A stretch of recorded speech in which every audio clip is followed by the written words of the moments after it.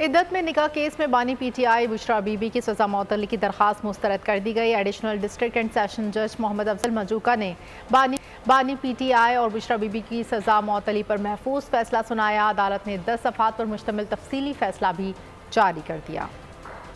Additional session جج نے بانی پی ٹی آئی اور بشرا بی بی کی سزا کے خلاف اپیلوں پر 25 جون کو محفوظ فیصلہ سنایا۔ 10 صفحات پر مشتمل تفصیلی فیصلہ بھی جاری کر دیا گیا۔ تحریری فیصلے میں کہا گیا ہے کہ دونوں ملزمان کے پاس سزا معطلی کا کوئی جواز موجود نہیں۔ بشرا بی بی کا خاتون ہونا ضمانت پر رہائی کا جواز نہیں، لہٰذا بانی پی ٹی آئی اور بشرا بی بی کی سزا معطلی کی درخواستیں مسترد کی جاتی ہیں۔ اڈیالہ جیل کے باہر سیکیورٹی کے انتہائی سخت انتظامات، جیل کی جانب جانے والے تمام راستے بند کر دیے گئے تھے۔ فیصلہ سنائے جانے کے بعد پی ٹی آئی کارکنوں کی جانب سے اڈیالہ جیل کے باہر احتجاج کیا گیا۔ بانی پی ٹی آئی اور بشرا بی بی کو 3 فروری 2024 کو 7 برس قید کی سزا سنائی گئی تھی۔ اب عدت میں نکاح کیس میں سزا کے خلاف مرکزی اپیلوں پر سماعت 2 جولائی کو ہوگی۔